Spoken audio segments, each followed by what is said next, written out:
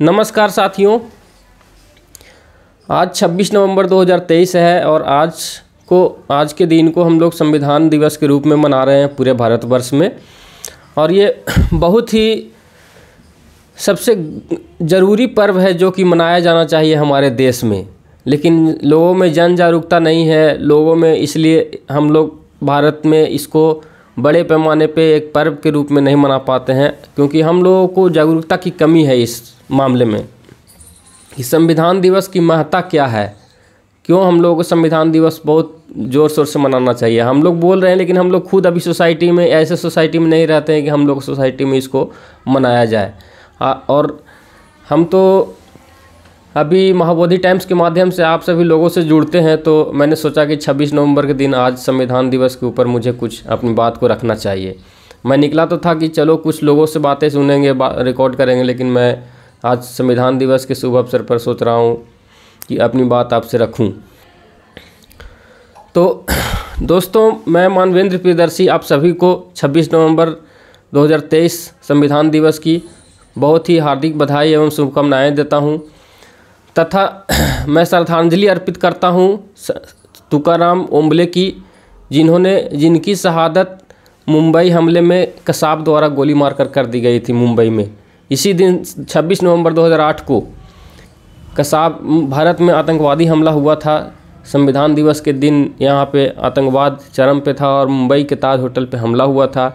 उसमें तुकाराम ओम्बले जो head constable थे, जो असिस्टेंट इंस्पेक्टर थे, उनकी कसाब को पकड़ने के दरमियान उनकी सिनेमा में भी दिखाया गया है कि किस तरीके से उनकी हत्या कर दी गई थी और वो शहीद हो गए थे।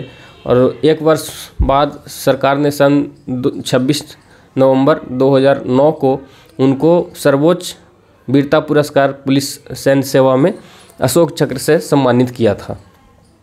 तो उनको बहुत बहुत श्रद्धांजलि, जिन्होंने अपनी जान को न्यौछावर कर और आतंकवाद को रोकने का काम किया, इस देश में संविधान को बचाने का काम किया, देश को बचाने का काम किया।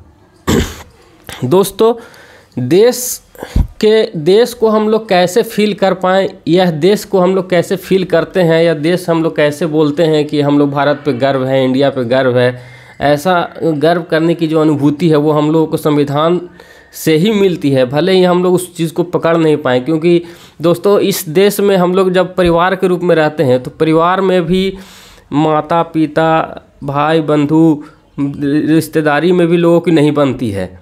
सारे केस मुकदमे, ज़मीन जायदाद की लड़ाई, जितने भी मुकदमे हैं परिवार में ही हो रहा है। ये सारे परिवार की हकीकत है, ठीक है। लेकिन सोचिए एक देश के तौर पे हम लोग कैसे एक साथ रह पा रहे हैं। तो उस देश को एक साथ जो हम लोग रह रहे हैं वो संविधान की वजह से ही हम लोग रह रहे हैं दोस्तों। तो सोचिए कि इस देश में संविधान कितनी ज़रूरी है, किस और क्यों संविधान दिवस को हम लोगों को ज़ोर शोर से पूरे देश में मनाना चाहिए। हम लोगों के पास जो राजनीतिक दल हैं वो इसका आयोजन करते हैं, संविधान दिवस का आयोजन करते हैं, लेकिन दोस्तों यह संविधान दिवस की जो आयोजन की जो ज़रूरत है यह सिर्फ राजनीतिक दलों के लोगों की नहीं है। आयोजन की ज़रूरत और इस पर्व को संविधान के दिन बात करना, अपनी बातों को रखना और लोगों में इसके प्रति जागरूकता को पैदा करना, यह आम लोगों, आम भारतीयों की भी ज़रूरत है। क्योंकि इस देश में संविधान की ज़रूरत अगर पुलिस को है तो संविधान की ज़रूरत वकील को भी है, चोर को भी है। इस देश में अगर विपक्ष को अगर संविधान की ज़रूरत है तो इस देश में विपक्ष को भी संविधान की ज़रूरत है, क्योंकि संविधान से ही देश चल रहा है। देश को अगर हम लोग एक देश के रूप में, राष्ट्र के रूप में गर्व करते हैं तो उसकी वजह संविधान ही है। यह संविधान दोस्तों आपको बता दें कि सन 26 नवंबर 1949 को अंगीकृत किया गया था। भारत जब हम लोग का देश आज़ाद हुआ तो 26 नवंबर 1949 को इसको अंगीकृत किया गया, मतलब बनकर के ये तैयार हो गया। और उसके एक साल बाद 26 नवंबर 1950 को हम लोग इस देश को, संविधान को पूर्ण तरीके से लागू कर दिए और उसी दिन हम लोग का देश गणतंत्र देश बन गया। और हम लोगों को उस दिन से 26 नवंबर 1950 से हम लोग गणतंत्र दिवस मनाते आ रहे हैं। 26 जनवरी 1950, ओके मिस्टेक में भी। तो दोस्तों इस संविधान ही इस देश को एक जोड़े हुए है। इस देश में संविधान की किताब अगर बची रहेगी, संविधान अगर इस देश में बचा रहेगा तो सारी किताबें इस देश में बची रहेंगी, चाहे वो कुरान हो, बाइबिल हो, गीता हो, जो भी किताबें हैं, जो भी धर्म को लोगों को पालन करने की आज़ादी देता है। इसलिए इस देश में दोस्तों कुछ भी ज़रूरी नहीं, लेकिन संविधान को बचानी ज़्यादा ज़रूरी है। अब कुछ लोगों को तो इस देश में सन 2014 के बाद आज़ादी लगती है, तो वो लोग तो संविधान दिवस को मानेंगे नहीं। और वो किस पार्टी के लोग हैं और किस पार्टी के लोग सन 2014 के बाद देश को आज़ाद मानते हैं, उससे पहले देश अगर गुलाम था तो वो लोग तो संविधान को नहीं मानते हैं। वो लोगों को मनु की जो मूर्ति राजस्थान के कोर्ट में लगी हुई है उसका भी वो लोग समर्थन करते हैं, जबकि मनु की अभी देखिए, भारत आज ही के दिन एक और भी ऐतिहासिक काम भारत में हो रहा है, वो है सुप्रीम कोर्ट में जो सर्वोच्च अदालत है भारत की, वहाँ पे माननीय श्री डॉक्टर अंबेडकर साहब की प्रतिमा लगने जा रही है, लग चुकी है आज। उनकी 7 फुट ऊंची प्रतिमा 3 फुट नीचे के फाउंडेशन पे बनी है और वकील के कपड़े में है वो उस मूर्ति में, और यह देश के लिए बहुत ही गौरवान्वित करने वाला क्षण है। और माननीय CJI चंद्रचूड़ जी का हम उनको एज ए भारतीय हम उनको बहुत ही आभार प्रकट करते हैं कि आपने यह ऐतिहासिक फैसला लिया।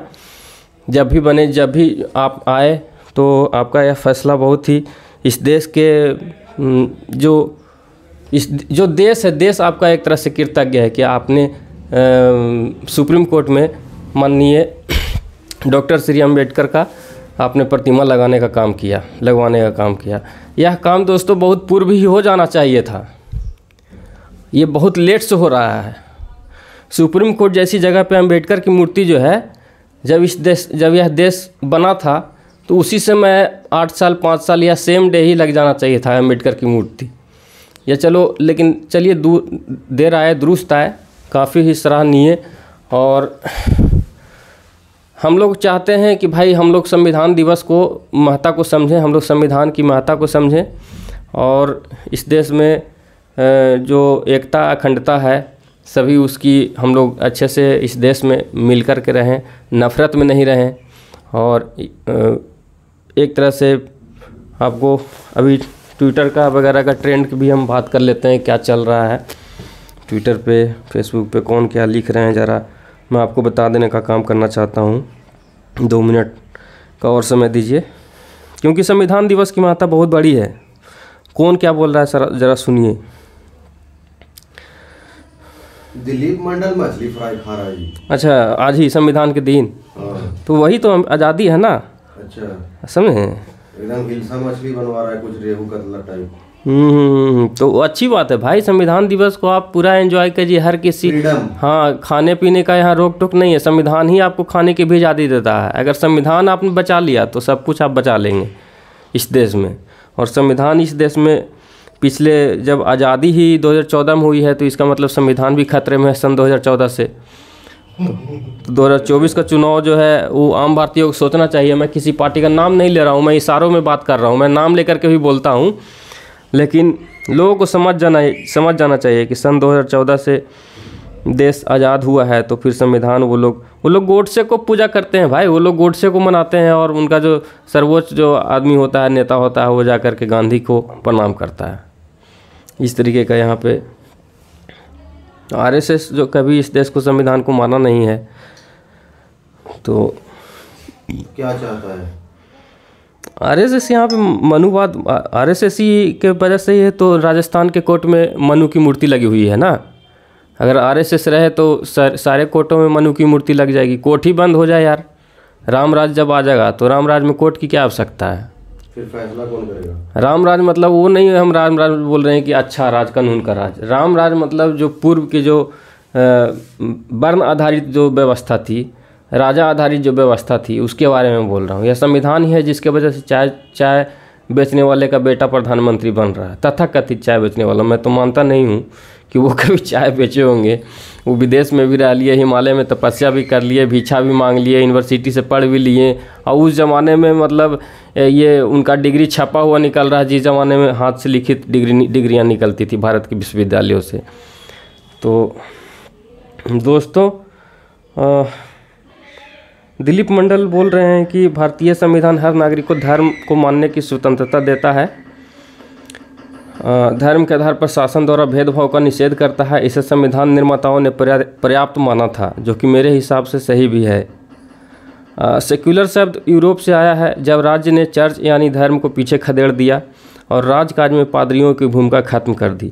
यूरोप की सारी प्रगति का मूल यही संघर्ष है। दोस्तों मतलब ये कहना चाह रहे हैं कि देश में जैसे जो यूरोप जो है उसने क्रिश्चियनिटी को, जो धर्म को, जो पहले इस शुरुआत में जब यह सिविलाइज हुआ हमारा समाज, तो बहुत सारे देशों में कानून नहीं था, संविधान नहीं था, आधुनिक विज्ञान नहीं था, तो धर्म के आधारित ही सत्ता थी, धर्म के आधार पर सब कुछ चलता था। तो यूरोप ने सबसे पहले धर्म को साइड किया, विज्ञान को आगे लेके आया। इसलिए आज की डेट में देखिए कि यूरोप की प्रगति कहाँ पे है। तो भारत में सेक्युलर ये, हाँ, उसके बाद आगे कुछ यही लिखे हैं। कुछ लोगों द्वारा यह भी कहा जाता है कि बाबा साहब ने संविधान नहीं लिखा, टाइपिंग किसी और ने की थी। ठीक है ना। तो ऐसे बहुत सारे लोग हैं जो कि अम्बेडकर से नफरत करते हैं, समझे, क्योंकि वो दलित थे या दलितों के लिए या बैकवर्डों के लिए, समझिए इस देश में सोचिए, मतलब उन्होंने फॉरवर्डों के लिए क्या किया? कुछ नहीं, वो बहुत अच्छा देश बनाया जी। ऐसे ही संविधान से तो हमारा देश चल रहा है। यह देश के रूप में हम लोग एकत्रित कैसे हैं? जब मैं बोल तो रहा हूँ कि मैं परिवार के रूप में हम लोग नहीं रह पाते हैं एक साथ। परिवार लड़ रहा है, समझ रहे हैं, गोतिया लड़ रहा है, गांव लड़ रहा है, जवार लड़ रहा है, जात लड़ रहा है, धर्म लड़ रहा है, फिर भी संविधान की वजह से ही इस देश के रूप में लोग एकजुट हैं और रह रहे हैं। तो कैसे इतना अच्छा संविधान लिखा, सबों को समान अधिकार दिया, शिक्षा का अधिकार, इक्वलिटी, समानता का अधिकार किसने दिया? कुछ कमियां होती हैं, क्योंकि भारत के समाज में ये है, जातीय गरीबी है, जाति के रूप में लोग कमज़ोर हैं, वंचित हैं जाति के रूप में यहाँ। तो इस देश में बहुत अच्छा संविधान उन्होंने बनाया, धर्म और जाति को, भाषाओं को, विविधता भरे देश को संविधान से एक रूप करने का काम उन्होंने किया है। तो मेरा सवाल था, उन्होंने फॉरवर्ड सवर्ण समाज के लिए क्या किया? सवर्ण समाज के लिए क्या किया? सवर्ण समाज के लिए करना क्या था? सवर्ण समाज के लिए क्या गलत क्या किया है, ये हमको कोई बताए, हमको क्या कहना है। नाराज क्यों है सवर्ण समाज? वो तो हालांकि ब्राह्मणों का दामाद भी थे ना। इसलिए कि सवर्ण समाज, इसलिए सवर्ण नहीं, ब्राह्मण समाज हम मानते हैं। सवर्ण नाराज नहीं है, क्योंकि इस देश में देखिए सवर्ण क्या, सवर्ण ब्राह्मण कोई जातिवादी लोगों का अलग ये होता है, संगठन है जिसको RSS बोलते हैं, ठीक है। तो उन लोगों का ही भारतीय जनता पार्टी है। तो जातिवादी लोग ज़्यादा है ना, जाति पाति धर्म से उठ जाएंगे तो सभी तो महापुरुष हो जाएंगे फिर, समझ रहे हैं। तो ब्राह्मण भी इस देश में अच्छे हुए हैं, राहुल संकृत्यायन भी हुए हैं, एक से एक ब्राह्मण हुए हैं जो प्रगतिशील सोच के हुए हैं, एक से एक राजपूत हुए हैं जो इस देश के ऊपर प्रधानमंत्री बने हैं। तमाम जाति वर्ग के लोग ऐसे ही। कोई भारत का प्रधानमंत्री बनना, नेता बनना, लोगों का लीडर बनना, क्या मतलब वो किसी जात का होता है? उस पूरा देश का ना होता है जी उसका सोच।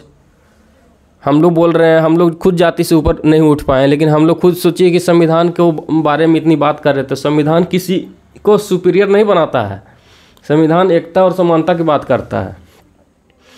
जब इस देश से अंग्रेज जा रहे थे तो अंग्रेज के साथ साथ अंग्रेज बोल रहे थे कि हम लोग जा रहे हैं, लेकिन भारतीय लोग जो है अपने देश में शासन नहीं चला पाएगा। ये लोग देखिए फिर से हम लोग जा रहे हैं, लेकिन हम लोगों ने इस पे 200 साल शासन किया और इसको इतनी जाति वगैरह को और पूरे राष्ट्र को हम लोग एक रूपता में बांध करके रखे, जो ये लोग खुद नहीं कर पाएगा। लेकिन हमारे देश में ऐसे काबिल लोग थे, माननीय डॉक्टर नेहरू, पंडित नेहरू भी थे, सरदार वल्लभ भाई पटेल भी थे, और तमाम जो भी अम्बेडकर साहब थे, तमाम जो भी लोग थे, उनको हम बहुत ही दिल से धन्यवाद देते हैं कि उन्होंने एक राष्ट्र को बहुत ही अच्छा राष्ट्र बनाया। और तमाम लगातार जो है कानूनों में ये संशोधन किया जा रहा है ताकि लोगों की ज़िंदगियों को अच्छा बनाया जाए। और संविधान में गलत संशोधन भी हो रहे हैं, जिससे भारतीय समाज शिक्षा के रूप में, देश के रूप में पिछड़ रहा है। तो दोस्तों ये हम लोगों को सोचिए अभी आगे कि देश में कैसी सत्ता होनी चाहिए। कि एक कोटेशन बोलना चाहूँगा मैं कि अभी याद नहीं आ रहा है। तो चलिए मैसेज क्या देना चाहेंगे आप? फाइनल मैसेज देना चाहें, आपका क्या प्लान है आज का, और क्या बताना चाहेंगे दर्शकों को और हमारे देश के नागरिकों को कि कैसे रहे संविधान दिवस के अवसर पे? क्या मतलब मैसेज? जाति पाति में नहीं बटे, जाति पाति में एक दूसरे को नहीं हम लोग मतलब ये करें, जाति से नफरत नहीं करें, धर्म से नफरत नहीं करें, एक राष्ट्र के तौर पे हम लोग एकत्रित रहें। एक मेन एजेंडा ही जाति है जी, तो नफरत कैसे नहीं होगा? मैं जाति के तौर पे नफ़रत करना अलग चीज़ है, नफ़रत नहीं करने के लिए बोल रहा हूँ। बाकी तमाम जातियों को बराबर की हिस्सेदारी मिले तो इसमें क्या गलत है। अगर 4 भाई है, 4 भाई में एक भाई बेईमान है, तो बेईमान को आप बोलिए कि वैसा बेईमान रहेगा तो उन लोगों के लिए क्या व्यवस्था की जाए। व्यवस्था तो सब लोगों की जाएगी ना। तो कोई अगर चाहेगा कि हमारी जाति के ही मुख्यमंत्री रहे, हमारा ही जाति का सब कुछ प्रधानमंत्री रहे, हमारा ही जाति का अफसर रहे, BDO रहे, CO रहे, हमारा ही जाति का बड़ा बड़ा बिल्डिंग हो, हम ही लोग के पास कार रहे, हम ही लोग के पास नौकरी रहे, तो ऐसा तो नहीं चलेगा ना। तो इसलिए सब लोगों को भाई मिल के रहना है, प्रेम भाव से रहना है, आपसी भाईचारा में रहना है। चाहे कोई भी जात हो, हिंदू धर्म का हो, यादव हो, राजपूत हो, भूमिहार हो, ब्राह्मण हो, लोहार हो, चमार हो, कोई भी जात हो, तो हम लोग सब मिल करके रहें। सांस्कृतिक तौर पे हम लोग मिल के रहते हैं, भाईचारे से रहते हैं, लेकिन देश को आगे लेके आने की जिम्मेदारी और संविधान को बचाने की जिम्मेदारी हम सबको मिल करके एज ए भारतवासी, एज ए देशवासी करनी है। समझ रहे हैं। थैंक यू दोस्तों, हमको इतनी बातों को सुनने के लिए। अगर आपको अच्छा लगे तो हमको सपोर्ट करिए, और भी हम लोग रियलिस्टिक मुद्दों पे आगे भी बात करेंगे। Thank you. जय हिंद, जय भारत, जय भीम।